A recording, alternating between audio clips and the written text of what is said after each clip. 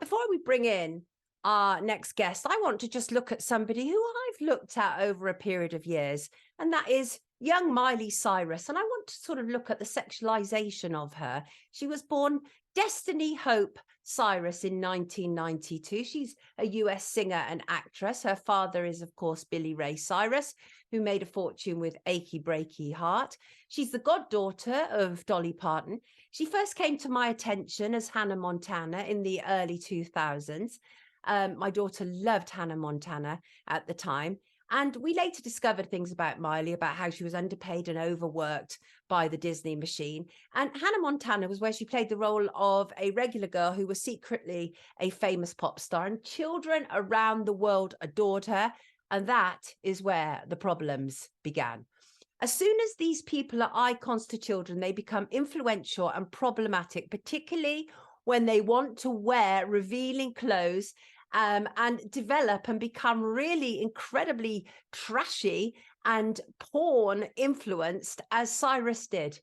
Her early songs, things like I Can't Be Tamed, interesting faux pas there. And I watched the sexualization of Miley Cyrus happening. And I also watched as it transfixed other children, not mine, thankfully, because I was there to protect her. Miley Cyrus was wearing revealing clothes very early on. There was that situation that happened where a hacker had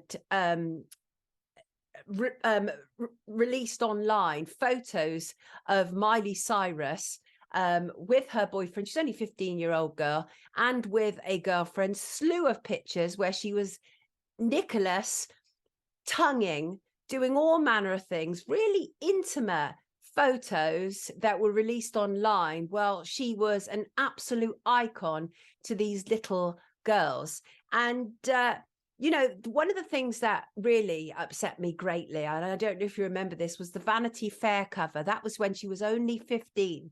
It was shot by famed photographer Annie Leibovitz, and people, around these photographers are like, oh, you're the next thing to God and everything. Listen, if you're going to start taking pictures of semi-nude 15-year-olds, you're nothing akin to God at all. You might be in the other direction, though. And Annie Leibovitz took these pictures of Miley Cyrus where she's topless, except for a sheet over her, wet hair, all the kind of trimmings of being quite sexual. It just felt completely wrong. It reminded me of Blue Lagoon and Everlasting Love. I think it was Everlasting Love, with but certainly Blue Lagoon with Brooke Shields when she was very young, and how they exploited her as well. And it's just really, really horrible stuff. If you look at it online, when you look at it, there's something in your gut that knows that this is completely wrong. And parents were naturally angry about this. And Miley Cyrus came out and she apologized and blah, blah, blah.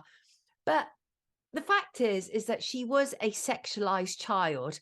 And where I struggle to forgive her is she went from being a sexualized child herself to sexualizing children. Who can forget in those dreadful, dreadful teddy bear costumes at MTV's VMAs in 2013?